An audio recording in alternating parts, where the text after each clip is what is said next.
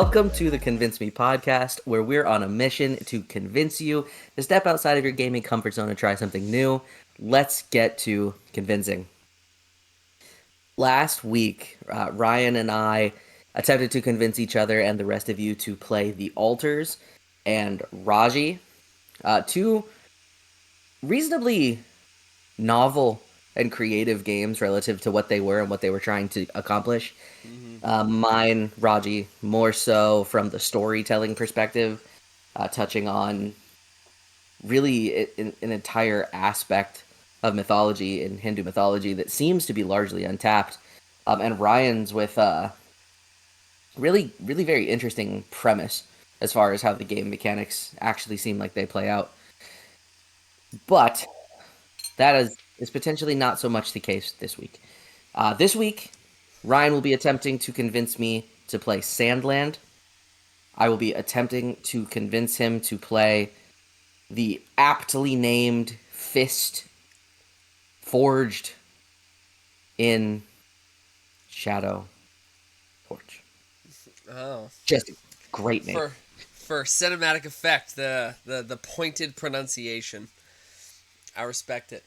Um, yeah, no, Definitely isn't because I almost forgot the name of it. I'm curious to see how you're gonna respond to this week's game because it's an interesting, not hodgepodge, but collection of genres. Mhm. And as I was playing, it got me thinking about games that try to combine genres versus games that are just a genre, right?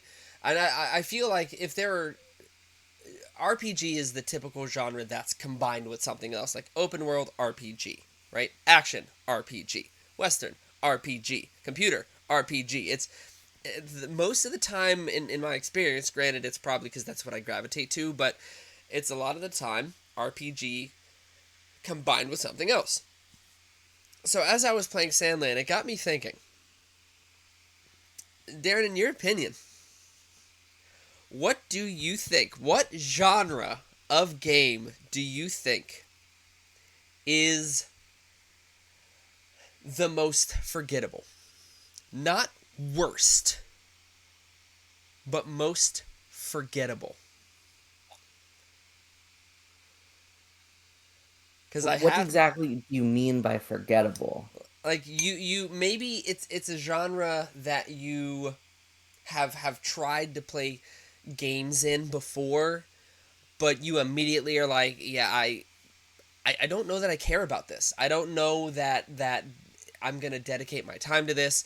This could potentially be a hot take section as well, depending on what you say.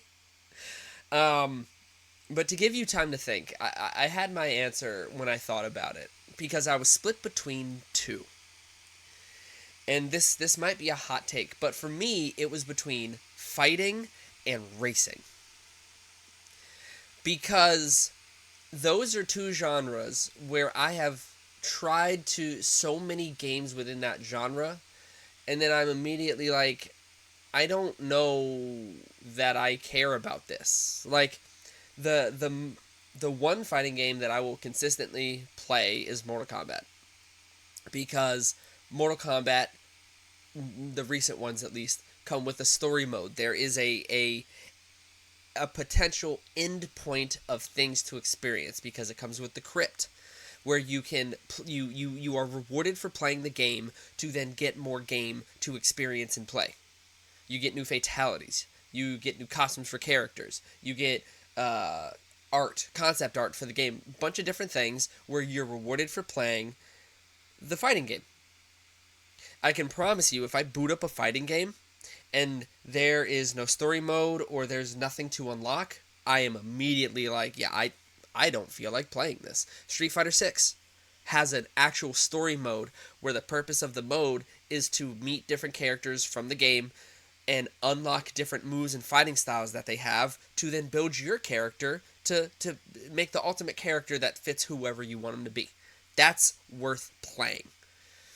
And then racing, I've tried Forza, I've tried Need for Speed, I've tried Burnout, I've tried like I don't know that I can play a game that's just one thing nonstop with no end goal. Which is why fighting and racing games fit that for me because other than the ones that I stated, the point of the game is to just play and get a little better each time and there's no like this is the end of the game and that throws me off. I feel like they're pretty broad genres, to be fair. Because like fighting games, do we make the argument of do we include Super Smash Brothers in that? Because like in that case, that I don't play changes things. do you play Smash Brothers anymore? No, but we play it more than we play most fighting games.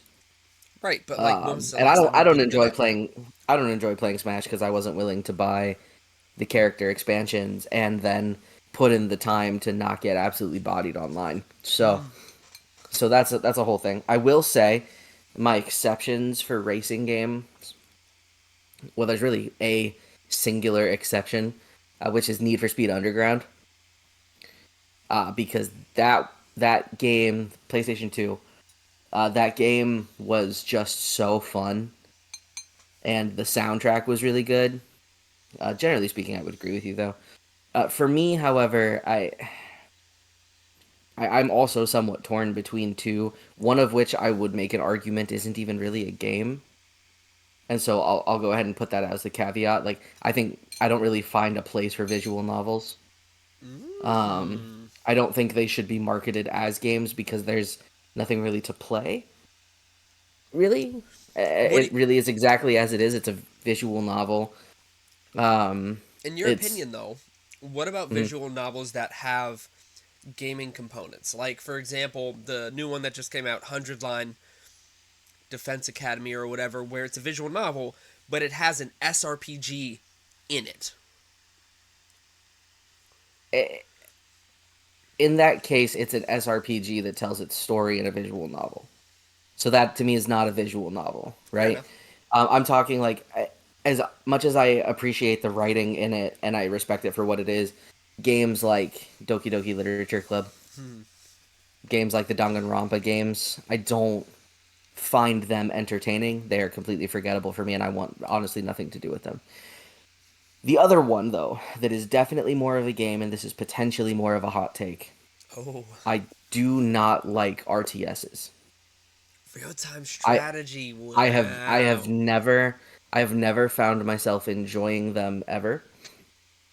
Like I've tried to play Civ, I've tried to play StarCraft, I've tried to play Age of Empires, I've tried to play so many, and I just don't care.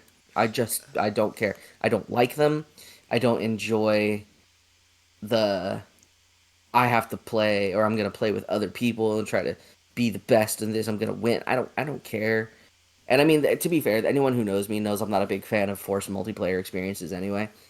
Um, I it's my will biggest issue with utter MMOs. one. I'll utter one slight correction. It's a nitpick, although Civilization is not an RTS. Is it not? It is a 4X. So like What does that even mean? it's turn based. Uh, It is not real time. It is completely turn based. so it's But a slower RTS. I mean, it's slower, but like yeah, it's the same idea of its resource management. Like it's build up your resources, build armies. Like it's that, but the way the game is carried out is in turns. That's all. Yeah, no, that's not for me. Um, which is so interesting because I love like tactical RPGs. So like Final Fantasy Tactics, the remake that's coming out, love it. Um, Fire Emblem, I love the entire franchise, pretty much open and shut. I have Unicorn Overlord. I've not actually played any of it. I have the Tactics Ogre remake that came out. I've not actually played any of it, but I love them, so I will. Um, those games to me are just they're more fun, and I think it's I know. I don't really know why, but I do know why. RTS to me is a completely forgettable I type. I know why. what's the second part of tactical? It's tactical What's an RPG RPG. game? Because there's It's progression. there's progressions, getting stronger, new weapons, new everything. You're upgrading that stuff, which you do in RTSs, right? In Age of Empires, you go up to different ages, you research things to make your army stronger, but it doesn't hit the same as like watching your characters level up and get new abilities and things. So I get it. I get why you prefer one over the Yeah. other. Yeah. I don't know. I've never even the gameplay loop itself is not it's just not fun for me. I will give an honorable mention to this category to life sims. Like Hate which them. ones? Sims. Oh, well, in all fairness, there really is, other than Inzoi, which is apparently a Sims competitor. Um, It is. there isn't really anything else like The Sims. Well, There's I mean, not. there's you could make an argument that oh my goodness, I can't believe my brain is doing this to me. Um, Can you describe it? What is it? What do yeah, you do in it? Switch, Stardew Valley? um, Island. No, Oh, Animal Crossing. thank you, God bless. Yes, and you could make an argument that Animal Crossing is similar, not quite the same, but similar, and it could fall into a life sim type of thing. I give it just an honorable mention because obviously somebody in my home has played just a combined thousands of hours in those types of games. So like I respect them for what they are. I personally couldn't care less. I think you and I have a similar thing where we don't like to get into games where there's no ending, where there's no ultimate goal. Like Yeah. you can 100% some racing and fighting games, like you can do every race or whatever. Hmm. Absolutely. But there we like story. I mean, I want to agree with that, but the other end of that coin is like I have played the absolute piss out of FIFA and the NCAA football games, and those objectively have no endpoint. Like you can play a career mode, and that's cool, but like, do you finish your career mode ever? Probably not. I mean, you can retire, I think, after a certain amount of years, but yeah, I think sports games have a special place because would you Well, I be mean, we it's a would have played simulator, we would have played you FIFA no know. matter what. But like when I think of NCAA, like you made your player and you got to watch him get better and better and better. Like that's a fun gameplay loop because you're leveling. You're getting better. Yeah. You have something to strive for because I can bet you once you reach 99 everything, you might play a few games because it's fun. But after that, like that's your end goal to be the best player. And No, and I still finished my college career well, and because got it's them to a four place where years. if I wanted, I could export them into Madden. I just don't because I don't buy Madden games because Madden is forgettable to me. Exactly, Even though because Madden has those modes too now. in college football, you have 4 years. You play those 4 years, which honestly, if you were to just really hunker down and focus on just a career in NCAA, you're looking at, depending on how long you make the games, you could finish that what, like 5 hours, 6 hours? No, no, definitely not. You think it takes longer? No, absolutely. The shortest I think quarters can get, I think, are 4 minutes. Right, but Um, when you skip time, especially in your freshman year, it depends on what school you go to. But that's neither here nor there. So I think we have similar tastes. We like games that have a set endpoint. Obviously, there are special exceptions, but I think for me, if I know a game is never ending or there is no goal, it's hard for me to really get into it. For me. But yeah, Darren, I'm curious. Does your game combine genres, or is it its own thing? I mean, by just very nature of the genre my game is a combination. If we really want to get technical about it, um, you can make an argument that the Metroidvania is a combination platformer action game. You found another Metroidvania? Yep. I will say this one I will call more of a true Metroidvania and less of like the punishing difficulty Souls-like esque. I feel like those I do would get the say term. this one is I agree, and I'm sure there will at some point, but I would say the progression of this game is definitely more akin to Metroid than any of the other previous weeks Metroidvanias that I've played. Hollow like? No. No, I'm saying is that could we label those genres as hollow like? Because If we're going to say that Hollow Knight was the first, we it could is. make Can you think of another game that did dark or Souls like Metroidvania first, or like most notably? I feel like it was Hollow Knight. uh, uh, Ninja Gaiden for the NES. Well, I don't. I don't. Would that be classified as Metroidvania? Back then, maybe not so much when we got into the 3D era of games, but like platformer, jumping, progressions.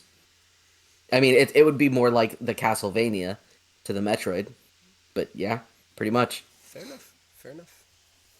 But so I mean, yeah, that's neither here nor there.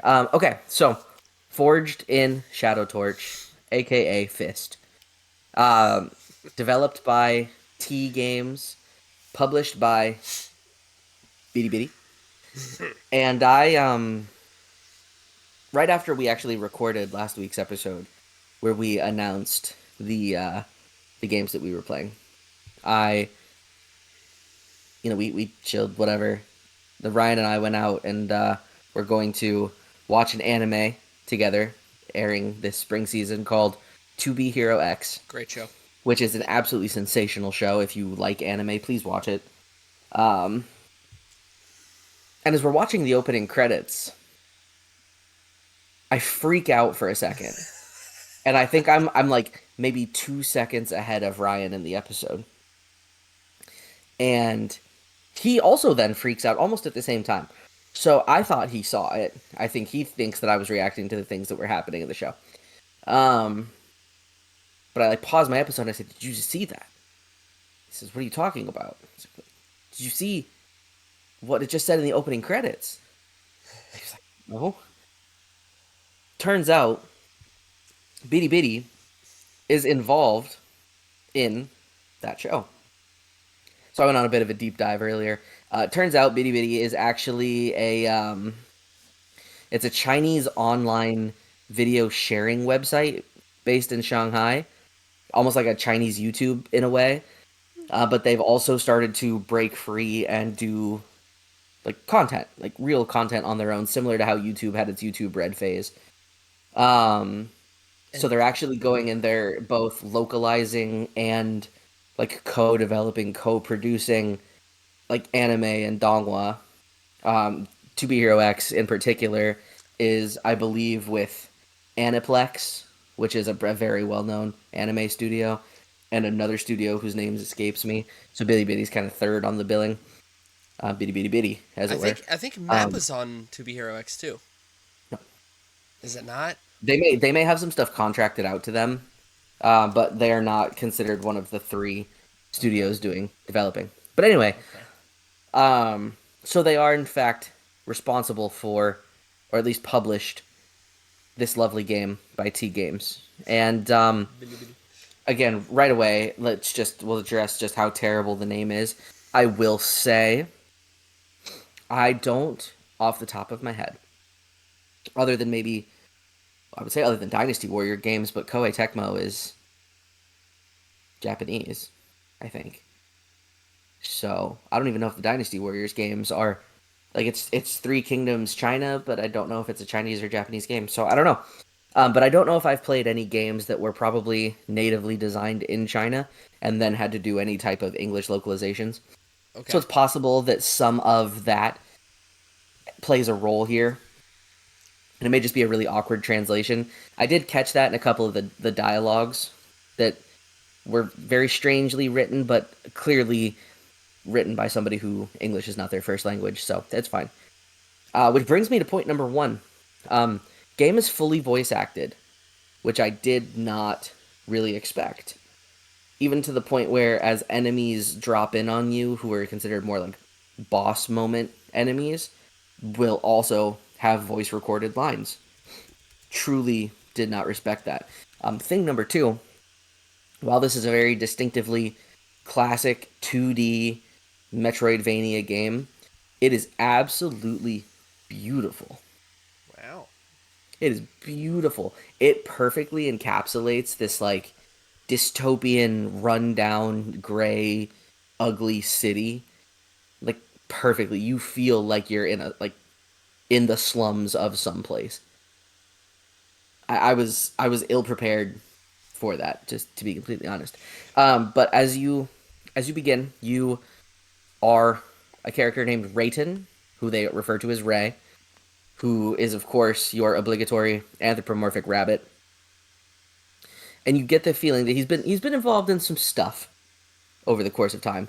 All of the people of this city are, in fact, animals. Torch City is the name of the place, so perhaps it's forged in Torch's shadow. Might be more Yes. correct to say. Um, but they're all animals, and Ray's at this noodle bar run by a red panda, which is already dope. And his bear friend is next to him, and apparently there's this legion who's taken over the city and has made everything terrible. You learn a little more that they destroyed all of the plants in the area and turned it into this, concrete jungle, so to speak. And the bear is trying to convince Ray to join the cause, pick up his torch, and be a liberation fighter like he was before. Ray, of course, says no. Jump ahead a little bit. Bear gets taken and brought to, I believe the prison is called Shadow Torch. So he's basically brought into like this supermax Guantanamo Bay esque prison where he's probably going to be executed for crimes against the Legion. And Ray decides, all right, well, guess I'm going to go save him. And so events occur, and he gets his weapon back. Apparently, he used to wear like a full power suit, it seems. But all the bear was able to salvage and rebuild from their last conflict was, in fact, A his fist? fist. It is his fist. So he is a bunny, basically wearing a backpack. At the backpack is this giant robotic fist. And you get your basic, light attack, square, heavy attack, triangle situation. There's a command grab where you can grab and throw enemies, which actually does respectable amounts of damage. You can combo your command grab into the combos that you're doing. Because why wouldn't you? The combat in this game is spectacular. All right, walk me through it. Um, so it depends on what point in the game you're at. Initially, it's just I'm gonna try to press square and triangle at proper times. You can't just mash through it because, of course, there's timing between all of your hits. So there is a rhythm to it that you have to learn. Grabs are good for disrupting if the enemy can be grabbed. And then you have the R1 button. This game is on the PlayStation Network. Play for PlayStation Plus. The R1 button does a dash in either direction. Iframes? R2, not really. No. You are vulnerable at all points. Because it's not really a dodge, it is just a dash. Makes sense. It's more useful for traversal than anything, but usable in combat to get away from something that you don't want to get hit by. Yeah. R2 is where you eventually get your items. So you have a little item wheel that you have access to. For where I progressed, the first item you get is basically your Estus flask. Which, of course, being a rabbit, what would it be? Carrot juice. So it is carrot juice. And you start with two swigs of it.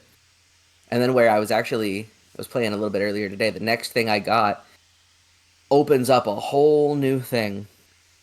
Uh-oh. And you go, and each time you get a new thing, Ray has this really sweet, like full 3D rendered animation sequence. Think similar to how your intros and victory pose situations are for Street Fighter, right? Like that type of animation, quick zoom in, bop, bop, bop, bop, bop. The thing that I picked up were electric batons. And what is the electric baton? Well, if you're standing still and you press the item button, you parry. So now here we have parries as well. Just my favorite mechanic, but you have to be standing still. You can't move it and parry. So it's you kind of have to telegraph things are coming, which is easy enough to do. What I didn't expect was as your bear friend is taken and you have your fist, you encounter different people who potentially want to help you in the cause, and you get access to these terminals where they're basically your save points. Yeah, all saving is automatic. There is no manual save function. As far as I remember, there might actually be, but I don't think there is. Um, and it'll heal you when you use those points. But then, of course, you can enhance your fist. So enter skill tree where you can unlock Of course. other combos in this Metroidvania. So one of the combos you could unlock was a square square triangle where you box them twice and then do one really strong overhead that will spike them into the ground and does a pretty decent amount of damage. What are you And then of fighting? course you could robotic soldiers, it seems. So the people who are the Legion, they People also or have it seems to be other animal people. There are also drones that fly around and will mess you up. There's like a robot every now and again. You fight some heavy troops, which seem to be rhinos, if I had to venture a guess. And is a bunny, a rhino is a pretty imposing size figure. mm-hmm. At one point, I fought a giant security system with spinning lasers and stuff you have to destroy. As you progress through the worlds, you find, or the map, I suppose, because it's only one world. Um, you find other ways of opening doors you couldn't open before. How So so? eventually, your fist acquires a charge square. That's like a charge. It just you unleash a really powerful punch, but that will either destroy a certain type of barrier or can depress a button, which will just give you access to the door. And then you get, of course, a second weapon. Mm-hmm. I And so like. your skill tree expands, and your second weapon is a drill. And your drill will allow you to, if there's an updraft of wind, you can ascend on it. If you jump and hold circle, you can glide while also falling. So it gives you other means of traversal. If you just hold the triangle button and you're standing still, it'll generate a wind gust, which will pull enemies into you, and then they take damage from the spiraling drill. But that mechanic also opens up some doors that have fans built into them, so you can tell that that's what they're for. And then, of course, there's combos that you get for the drill, which are phenomenal. And the drill was a lot of fun to use. If you've damaged an enemy enough, they start to glow red, and you can walk up to them and use the execute function, which is just a lovely little coup de grace animation, which honestly didn't have to look as good as it does, but it does. And they're distinctively different depending on which weapon you're using and the enemy you're fighting. And then there's space on the skill tree for yet a third weapon. I don't know what it is, but it's there. So all the while, you're going to basically try to topple the Legion and save your friends in a game that, again, progresses very similar to how Metroid used to, where you needed different suits, different power-ups, and different abilities in order to get through areas that you've already been before, but had inaccessible areas. And so, is it pure progression with like item, like I guess gear? But the enemies that they drop money, basically, those money are how you buy new skill combos. But you also sometimes have to find little like floppies that have the data that are basically like a blank data slate that will let you unlock some of the more potent stuff in the skill tree. So you need to find one of those. You can buy them from a merchant, which you unlock at some point. Um, so those tend to be your bigger barrier to progression, not so much the enemies themselves. Um, but those upgrades are also what you use to buy abilities. So it's like, all right, well, do you want to spend the money on like items that you might need, or do you want to spend the money on saving them for skills as you need those? And it's actually I didn't really expect this game to be this fun, but it's a lot of fun. It's like, do you like Metroid? If you like the original Metroids, you should play this. I'm curious. What were you expecting when you picked this game? I know you probably weren't quite sure, but looking at what you saw when you chose it, what were you expecting? Why are you so surprised by what this game was? I expected something like from a perspective more of like a Ratchet and Clank or a Jack and Daxter. To be honest with you, I didn't Okay. expect a 2D Metroidvania. I expected like Crash Bandicoot level design, uh, punch, punch, punch, break through boxes, get stuff, do stuff, upgrade things potentially. I didn't expect full combo systems. I didn't expect full combo upgrades. Like we're talking combo upgrades and progressions like the original Yakuza games. Like Yeah. you unlock combinations of buttons that press and do different things. I've always sucked at that. When I get a new combo, I immediately get overwhelmed of like, well, I'm never gonna remember that. I mean they're very simple. The most buttons I saw on any of them were 5 button presses, but it's only ever 2 buttons. Oh yeah, I guess square and triangle. It's square and triangle. Yeah. There may have been one that mixed in circle, that mixed in a command grab, but I don't recall seeing one.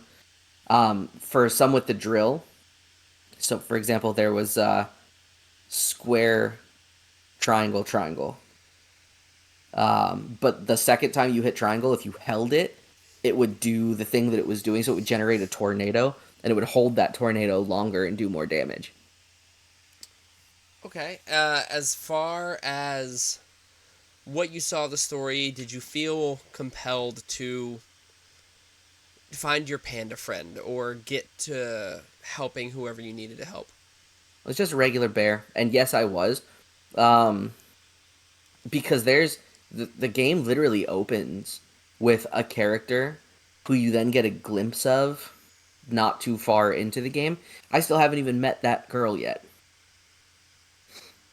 Okay. And she looks like she goes real hard. Sure. I'm actually pretty sure she might actually even be a fox, so then you get the whole fox and bunny combination and live out your Chinese slumlord Zootopia dreams. uh, as far as is the story fairly simple, like pick up, put down, or Yeah. PDPU? Yeah, I mean, I didn't. I played a little bit last week right after we got off here, and then I put it down, and then I picked it up again and started falling asleep because it had been a long day of work, and I put it down. And then I really didn't play. I probably played the majority of what I played the first day, and then today. Okay, and And were in you that able? time, I remembered everything. Everything was fine. Progression was seamless. I didn't forget how to play it. There is a Nice. map too, which obviously helps for a proper Metroidvania for you to know where you need to go. Because if progression is always locked behind gear, odds are you have been a place in hour 2 that you couldn't progress through until hour 10. Well, So being able to re-navigate back to it with the map, great. It yeah, is that's it useful. is quite honestly, it's a Metroid game that is modern and more melee focused than ranged, and that'll do. And you're a bunny instead of Samus. I mean, any gripes as far as controls or Not anything? one, not a single gripe whatsoever. One of the most fluid, mechanically sound, optimized, controlled games I have played in years. In the art style, like, are we talking like diorama background? Are we looking like you're in the world? What's the art style? Um, so 2D. Pretty dynamic things in the background, but very still because the city is pretty lifeless intentionally. Um, Gosh, almost about as almost photorealistic as you would expect it to be, while still maintaining some animated charm. Do you know off the top of your head? You might not. What the release year or what system was it? PS4. 2021, I believe, and it was Oh, PS4 and PS5 at the same time. It was a simultaneous relaunch. Yeah, 2021, PlayStation 4, PlayStation 5, September 7th. It also launched for the Switch on July of 22, and the Xbox Series S and X in June of 23. oh wow, that's not that long ago. The lowest rating that it got was for its PS4 entry, which I imagine might even be technically part of the problem. It's an Unreal 4 is the engine. Mm, And we know that the PS4 had some troubles with Unreal 4 towards the back end of its lifetime, even for a 2D game. So on Metacritic, for example, the PS4 version got a 66, but between the PS5, the PC, and the Switch versions, average is an 80. that's not bad. It's not. It's I honestly, I'm surprised I'd never heard of this game. Game Informer, in fact, called it or gave it an 8.5. And for those who remember anything about Game Informer, getting anything above like a 6 on Game Informer means the game is not only playable, but dare I say, good. that's impressive. No, I'd seen scrolling through. I think it might have been on Game Pass at one point. But I know I've seen the cover a few times, and I honestly I'm with you. I don't know that I knew what it was. Um, but it does sound like it's a good time. These Metroidvanias are just stacking up for you to play, man. Listen, man, if not, I it's a pretty simple game, all things considered. I wasn't ready for it to feel as good control wise as it does.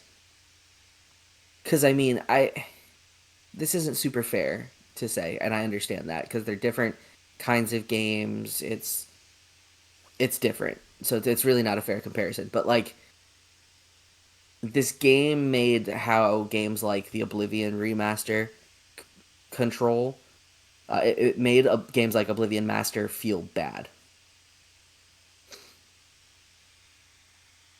and that's not Be- fair to say because there's more to it. There's more going on. It's much more complicated. But like, if we're just talking apples to apples, how does it feel to control and play this game? Do you feel like you have the agency to do the things you're trying to do? If you can't, does it make sense why you can't do the things that you're trying to do? Fist checks all of those boxes. Oblivion, because it's Bethesda, gets a certain amount of a pass for an acceptable amount of jank. And we've come to expect that, understand it, and know it. Whereas for a game like this, precision is important. yeah, if there's parry for sure. How forgiving was the parry window? I mean, moderately more forgiving than like a Clair Obscure, but I mean, you can only do so much with parry. Either you parried it or you didn't. Fair. It was But never one of those things where I felt like I should have parried it and didn't. You could it tell was if you hit the button too early or too late. it was yeah. You felt like it was your fault. Awesome. Yeah. Hmm. No, I'm absolutely convinced to check it out. I didn't expect you to be so high praising of it. To be honest. I didn't either. And And that's what I will this. say, of all of the games that I've played for this show so far, this game probably would rank, and I'm not counting like nostalgia or go back, of course. Um, as far as like games that I want to play and games that are the most fun to me, this game probably ranks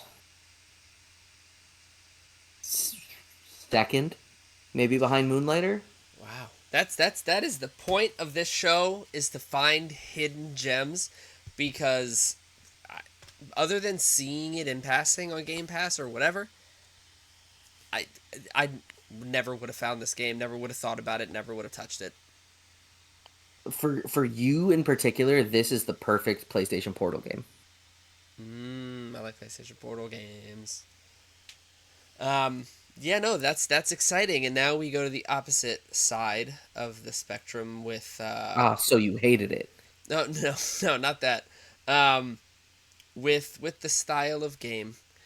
My game is Sandland by ILCA, who are they made One Piece Odyssey and Pokemon Brilliant Diamond and Shining Pearl.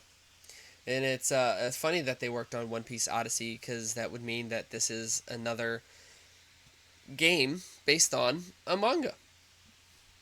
Sandland is a game based on a manga that was created by the legendary Akira Toriyama. For those who don't know, that is the creator of many different things. Most notably, as far as I'm aware, is the Dragon Ball series Z Super GT. Although, did he work on GT? Is that why it was not canon for so long? Oh, okay, so yeah, but the Dragon Ball series is Akira Toriyama.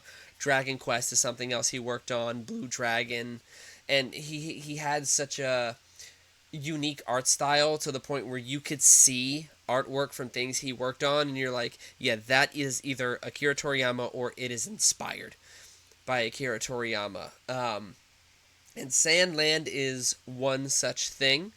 It is an open world RPG, and this game has not a sad making, but it is one of the last projects Akira Toriyama worked on before he passed. And you play as Beelzebub, and the game opens with you with some, I guess, friends, people that you spend time with, tracking down a truck that is being driven by some soldiers to steal water that they have. So you chase down this truck, and you get to a point where you get to combat. So combat is simple for the most part. Square to attack, triangle, or circle is power attack. So I want you to get that in your brain real quick. Square is regular attack. Circle, strong attack. Okay. Triangle is an epic trick. So once you wear their health down enough, they get dazed, and then you can do an epic trick, which is similar to what you were saying with Fist, like a quick cutscene of Beelzebub, like finishing off the enemy. And Pretty it sure I knew gets an epic trick in college. oh, you messed up my flow. So you beat these soldiers up, and you get their water, and you take the water back to your village, and the whole area is desert, hence Sandland. And so you get back to your village, your quest starts, and you have other demons and fiends in your village because you're Beelzebub, and you get them water. And in the bottom left corner, you see that there's a picture of a water bottle, and as you're giving the water, you see your water level go down. And you get to the top of this mountain, and to get to this slime creature that it has melted and needs water. But on your way up, you give water to your people in this town. And your rewards are very interesting. Your rewards are like a grade B cable or grade B metal. So, I'll get to what those are for in a second. And so you get all this water to these people. And you get a flashback to how the world got to where it was. It was the hubris of man and man being reckless. And during this flashback, you're controlling a tank. And you have rocket shots, machine gun ammo, boost, and you get full control. What's interesting about this tank is that it is fully controlled left stick. There is no gas. There is no brake. There is no reverse. It is forward, back, side, turn is all left stick, which it worked. It worked well enough. But yeah, you basically learn that humanity's recklessness caused calamity for the planet because you know, uh, I don't know how many games you've played that have truly focused on this, but something I've noticed in playing a lot of Japanese made games, which you might be able to speak to this. Metal Gear Solid is one that stands out, but this one, and it's interesting that a lot of what Japanese games like JRPGs specifically is all about world-ending threats or humanity destroying the world or whatever, which ties back into World War II. And so it's something that I honestly hadn't even really given like I given thought to because Metal Gear Solid, yeah. But like, do you think that might be a factor in why so many JRPGs focus on end of the world, or do you think it's just a trope that they do? I don't know how best to answer that question because I don't know is the short answer. Um, I, I've heard that they do it that way because of like you know one could make an argument that they're one of the only developed nations in the world who's ever potentially faced a nation-ending instance, Sure. Yeah. and so that is where they loosely derive their stakes from. You know, where everyone gravitates towards this potential world-ending threat, and you like the hero to save. It's also just possible that they, I don't know, they love a good world-ending threat, and that lets them see how strong people are. Yep. I'd be curious to dive deeper into that to see because, like I said, Metal Gear Solid. Like, I'm pretty sure Kojima talked about how you're a secret agent stopping a nuclear threat machine. Like that's your job in it. So and he's talked about all of that. But I'd be, excuse me, curious to dig deeper into that. But anyway, I mean, back to the games. The Nintendo games are the glaring not that, but As Snake when in Metal Gear, I think that stopping a nuclear threat is what you're doing. oh yeah, yeah, yeah. But I mean, like the Nintendo games would be the potential. Like, it's not all of them Oh yeah, with sure. world-ending threats. I just wonder if like because at this point it's pretty much a trope now, but I wonder if Mhm. it got to the point of being a trope because of that. I don't know. I could be talking out of my butt. I have no Who idea. knows? But as far as humanity's recklessness caused calamity, so the world is pretty beaten up, desert everywhere. It's hot, and as you get this water to your people, a human drives by who has a very similar design almost reminded me of Master Roshi. And he asks for help to find a legendary spring which will basically give water to everyone. It'll help with the thirst that is all around. So you go to ask your dad for help. Your dad is Lucifer, naturally. But what was interesting about his design, and I pulled up a picture because I had to be sure. If you could think of a Dragon Ball Z character who you think you might picture when you hear, like, the King of Demons, who does your mind go to? Chi-Chi's dad. Not Chi-Chi's dad. Dabura, the Oh, pink horned so dude with yeah, with Majin, or golly so dang, yeah, the heck was it his was name? it was Babidi. Bobbity. But, Yeah, yeah, yeah, yeah. so fun fact, um, as was made evident by Dragon Ball Daima, Dabura was in fact the king of the demons in on the demon world at the time of when he and Bobbity came to Earth and brought Majin Buu. I'll have to Uh, look the up if Dabura was in fact the most powerful demon on the demon world at that time, and he was supposed to have had a belt that would have made him tremendously more powerful. But he did not have that belt because it was stolen from his father. I believe he orchestrated the plot that would have it be stolen from his father, which is what ultimately allowed him to defeat his father and become the king of the demon world. But apparently, Dabura was a much bigger problem than any of us could have ever actually known at the time. And if not for the fact that Boo turned him into a cookie and ate him, we'd never know. Fair enough. Yeah, no, I saw him and I was like, that's just Dabura. So I wonder, since this was a manga, I wonder if they are connected. That I'd be interested in finding that out. So he gives you permission. He says, "Yeah, you can go," and the it, you go with this human and you get in your car and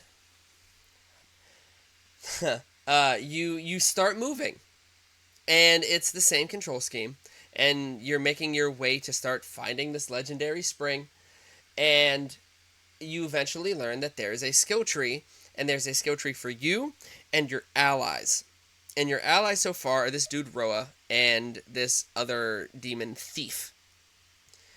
So the way your companions work is you use the skill tree to unlock skills that they will use, but you tell them to use. So it unlocks like an L2 menu where you can hold L2 and press a button to have them do an attack. And that is how the skill tree works. You unlock skills for yourself and then your allies as well. I want to make it known that during this my time of driving in this car, I didn't get stuck one time. There was no stuckage Wow. anywhere on this map. I didn't get stuck anywhere. Wow. So what that tells me about the non-stuckage is that the driving is well designed. Unlike the one game that shan't be named. So we're going to pause here and we're going to reflect on what he's saying. Once upon a time, dear listeners, Ryan and I engaged in a bout of frolicking and frippery in the world of a title known as Borderlands. Perhaps you've heard of it. I know we may or may not have mentioned the show once. It's Like one time. but when the original Borderlands came out, it was pretty commonplace that I was on the turn of the car He was on the and turret, Ryan would yep. drive. Mm-hmm. And without without No, it fail, it wasn't me. without fail, Ryan would manage to get the whole vehicle stuck on a single pixel of an outjutting rock. Whether it was from the side of a wall, whether it was from up under the ground, I don't know. But like stuck to the point where he would just crash because he would not drive in a straight line. He was all over the place. Okay, He would all right. crash, stop. He would crash, No. and then the wheels would just spin and nothing would happen. And you could check all over the car and you wouldn't see anything. There'd be nothing there. It'd be stuck on the ghost rock. But don't you dare sit there and tell me that Borderlands car control scheme is good. It's not. You turn by turning the camera? What are we doing? That's not good. The problem was you never had to turn in those moments when you got stuck because we were going straight And I would go straight. We into the wall. we ignore. There were definitely times where it got so bad that I would get stuck and the game would glitch out and the car would like explode because I guess the car wasn't reading right. I think it was potentially caught in like a permanent fall loop, just like some of those incredible deaths that you've probably seen in Elden Ring. Um, Oh man. So this game has good driving This and continued it's in Borderlands 2. It happened all the time in Borderlands 2 as well. And in other games that we've played where driving has been a thing. Somehow, non-Borderlands titles, somehow he repeats the process. I like to go fast. And then he likes to go nowhere. I didn't get stuck in this game though. I did a good thing. But you make your way to this base because your car breaks down, and you talk to your people and you realize, hey, we don't have a vehicle and we need to go pretty daggone far. So you end up seeing a place that has a tank. And you have to sneak your way to this tank. But I will say, the stealth section is pretty much just, hey, walk to this area, walk to this section, keep going. You don't actually have to pay super close attention to guard routes or anything. The game is as linear as it gets. Just go and get to this point. So it can kind of be called a stealth section, but I wouldn't really call it that. I would just call it, hey, go to point A to point B to get to this tank. And as you're leaving this area, you get to bombastically blast your way out of here. And you find another person that you have to release from jail. And you find out that she is a mechanic, Anne. And this is the part of the game where you get to upgrade your tank. Hence, why earlier my rewards for giving people water were upgrade materials to be able to upgrade your tank. And then eventually, furthermore, and this is something that I don't know that I've talked about often, but another feature of mine that I absolutely love. I've talked about skill trees, I've talked about bond options like romance, things like that. But another thing I love in games is um, decorating a house. So you eventually get furniture to decorate a space that you get in the back of a garage. And you do it Animal Crossing style. You can change the floor, the walls, put beds and things. You eventually get to expand the space. And so this game has combined an interesting an, an interesting combination of genres. Excuse me, of open world, RPG, driving game, uh, life sim. Although no, I wouldn't call it life sim. Like decoration, upgrading your thing. So it is an interesting combination of genres from what I played, and the art style is manga, similar to the art style of Dragon Quest 11 specifically. Which I'm so excited for 12, but who knows when that's coming out. And that is the pretty much the loop of Sandland. You get skill points to unlock the new abilities that you can use with your allies. You upgrade your tank, and you can get multiple tanks. Upgrade your room. You have a similar to an Estus flask. You have your water bottle.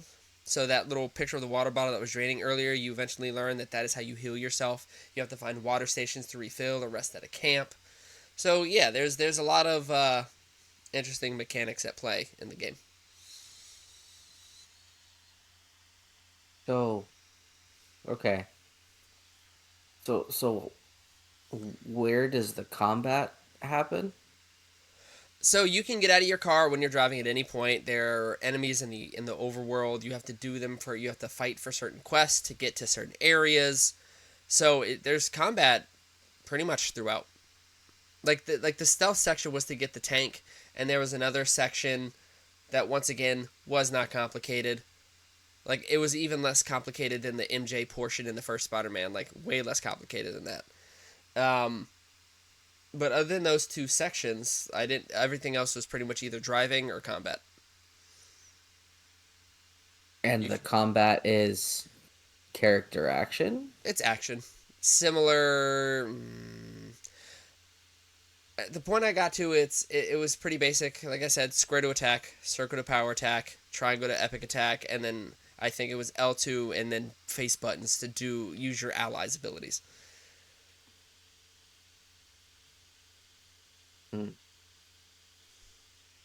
I can't think of anything that's like. Um, hmm. Um, I mean, I can think of games that have had similar combat styles, but I can guarantee you there are games that you've either never heard of or never played.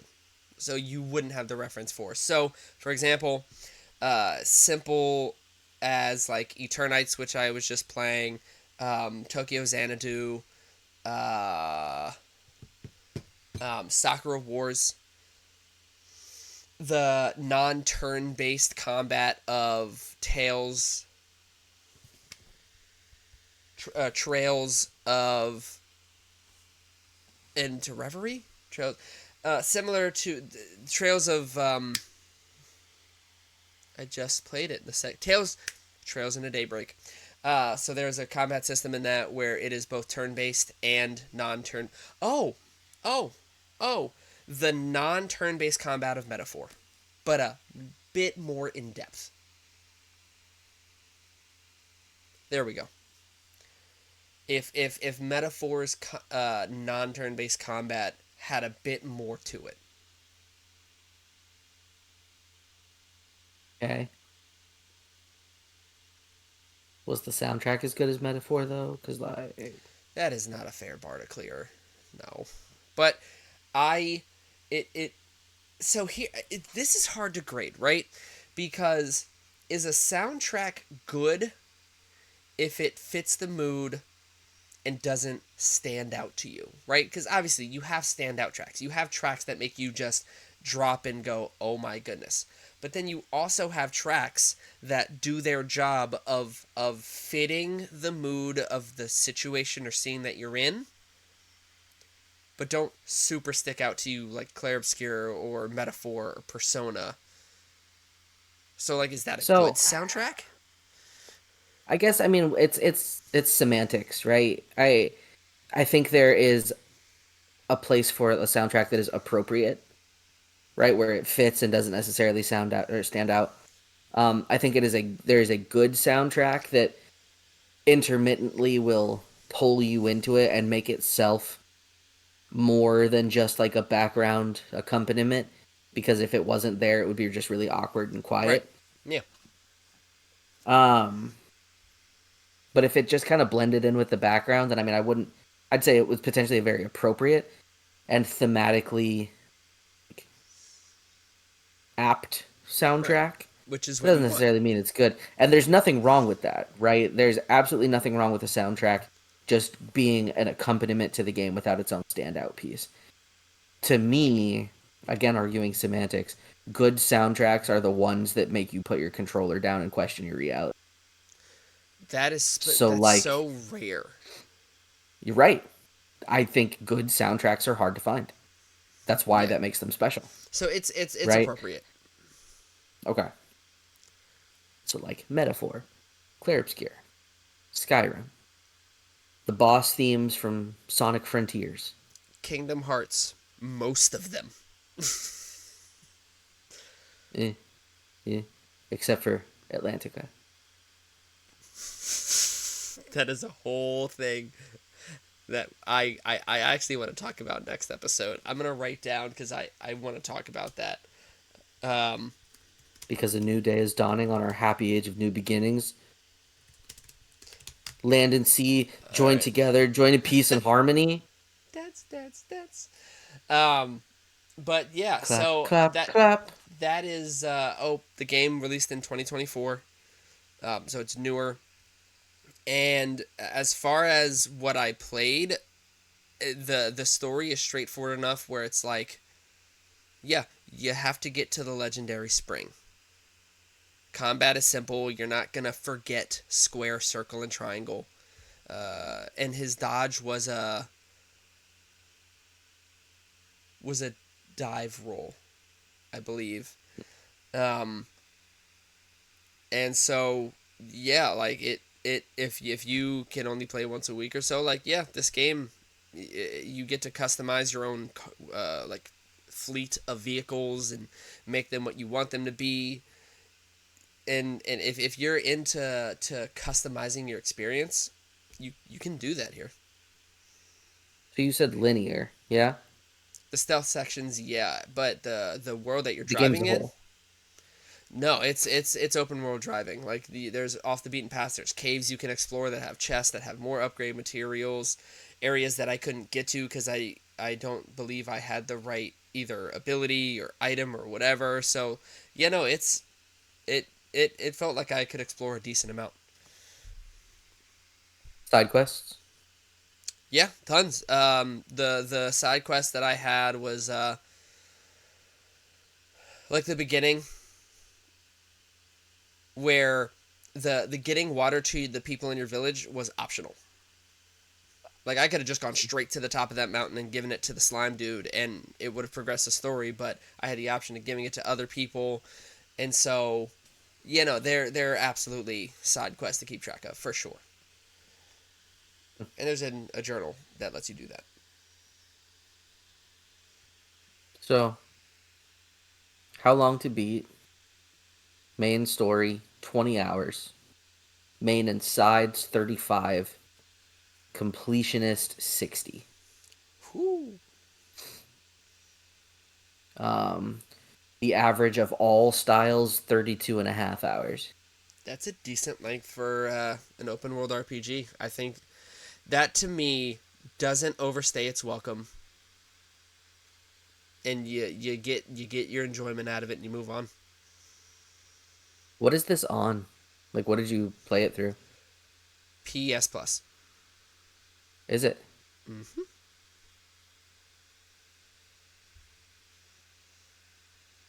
Hmm.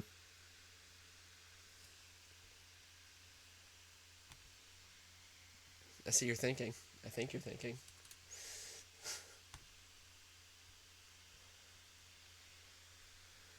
I just don't know how I didn't see it. Oh, that's why. What? Because the title of the picture of the game, when you just scroll through it on the PlayStation Plus menu, is so like um it doesn't look like what the game is. Mm, So it's similar to how you were with Fist. It's a game that I just kind of scrolled past and never thought of as something that would ever be something I interesting. mean, when you Um, have something in mind, it's really easy to do that. I mean, but even when I didn't, I would just look through to see stuff, and that game didn't raise any eyebrows at all. Cover art matters. Um, I mean, honestly, I could definitely see myself convinced to give it a try. Um, if for no other reason than for Akira Toriyama, because I mean, why Legend. wouldn't you? Yeah, I mean, rest in peace. Um, so I mean, yeah, I don't see why not. As long as it stays on PlayStation Plus, I could dig. Nice. And I actually wanted to pivot to something that we haven't really done before and talked about non-video game things, but it's Uh-oh. tied to my game of the week. So I told you that my game of the week was inspired by a manga of the same name. Yeah, And you and I have been talking a lot about this upcoming summer of anime yeah, because it is very potentially stacked, and I'm so yeah, excited. yeah. So there are I sent Darren a text of start dates for some anime, and I before we end the episode, I want us to pick.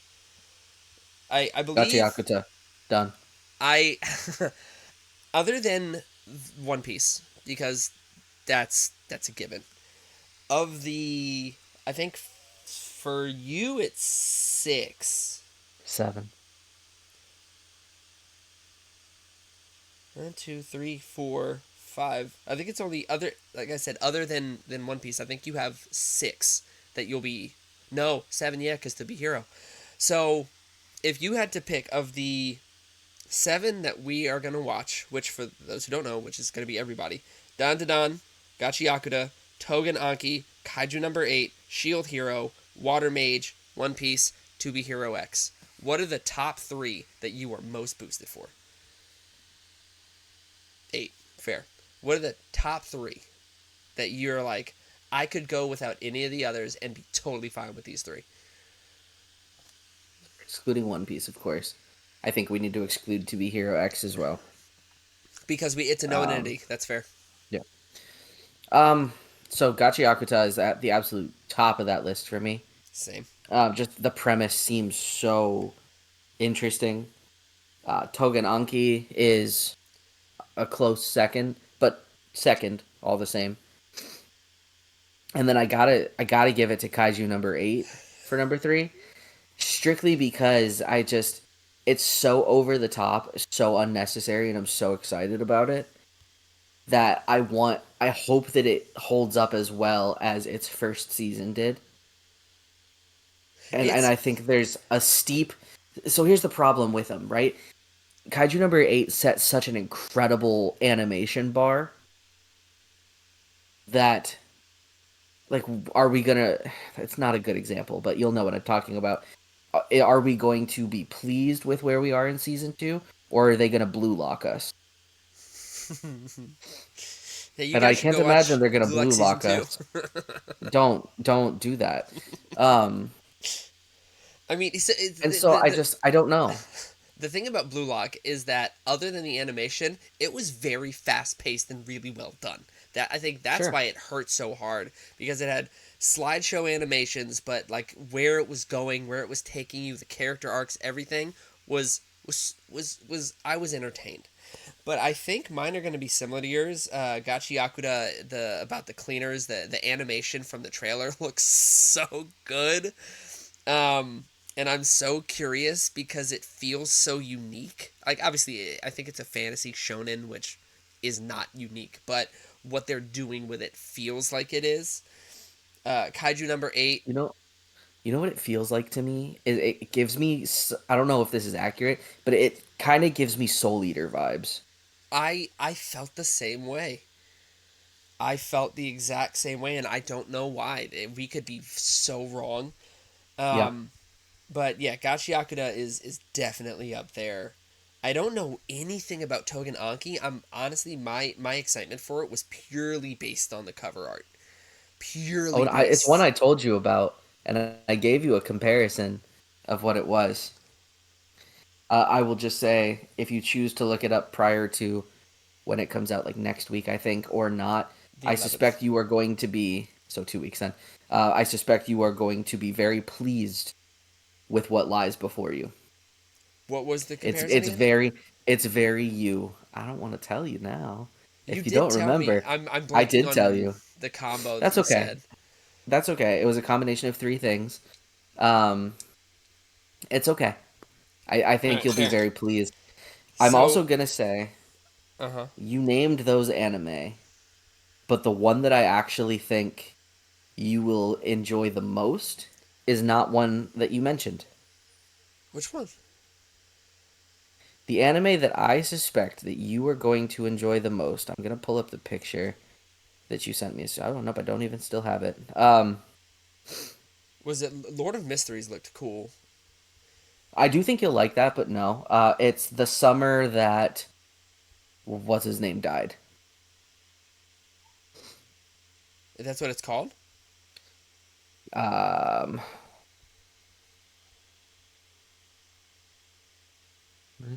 the summer that Hikaru died, or the summer Hikaru died. That's what the anime is Why? called. I'm gonna need you. It's not. I don't think it's much for me, but I'm going to need you to trust me. Is it horror? Because psychological thriller horror. Yeah, dark spiraling descents into madness. I Ooh. uh I think that is something that is going to stay with you, and I think you'll really enjoy it. I'll check it out. The main issue? I'm still trying to catch up to One Piece. However, I'm on 605. Or no, I actually got past that. 6. I can tell I'm reaching the end of Punk Hazard. So, I mean, the nice thing is, if you're watching 7 or 8 anime, like new anime, realistically, that will only probably encompass the amount of time you watch. oh, shoot. You cut out. It'll encompass what? Maybe like one day of how much you watch One Piece. So you'll only lose about a day of progression. Fair. And that's just for this season. But Right. that is that's the main thing I'm excited for. What I wanted to talk about next week is another regular episode. I will be convincing Darren to play or try Back for Blood by Turtle Rock Studios, who are known for Left 4 Dead and Evolve. Darren, what do you do? I will be attempting to convince Ryan to play a game called Crypt Custodian, which, full disclosure, I know absolutely nothing about, but I saw the cover art has a cute ass cat on it, and I'm gonna play the cat game. So we're gonna see what that has to do. It appears to have been developed by a single person Oh, by the name of Kyle Thompson using the platform Game Maker. Kyle sick. Thompson has developed other titles such as Islets or Islets perhaps, and a game called Sheepo. I read a little blurb of him where he develops or designs the games entirely soundtrack. So I'm pretty pumped about this one to see what a couple guys and their ambition can do. Because if it smacks, then I guess I need to learn how to do game developing so that Ryan can make the soundtrack, so we can make the game that we've been planning since we were like 12 years old.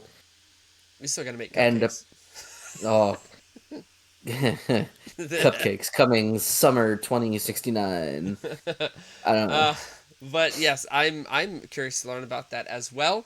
As always, thank you for taking time out of your day to listen to us ramble and talk nonsense. We appreciate it more than you'll ever know. Please follow us on social media: Convince Me Gaming, Convince Me Media, Convince Me Podcast. You should find us. And with that said, follow, leave a review, leave feedback, send us suggestions. We will listen to it all. And with that But said, that doesn't mean I'm gonna like it. doesn't mean we're gonna like it. Say something. With that said, though, Are you convinced yet?